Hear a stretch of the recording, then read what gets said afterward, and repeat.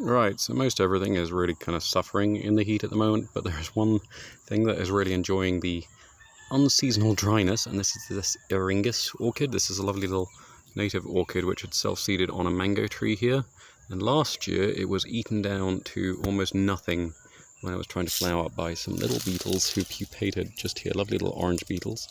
And this year, because it is drier, they have not caught up with themselves yet, and so these flowers are able to form almost unmolested. There have been a few little things nibbling here and there, you can see a few pieces missing, but overall these wonderful scented delicate flowers are much more intact than last year. So some things do enjoy it when it's dry and hot.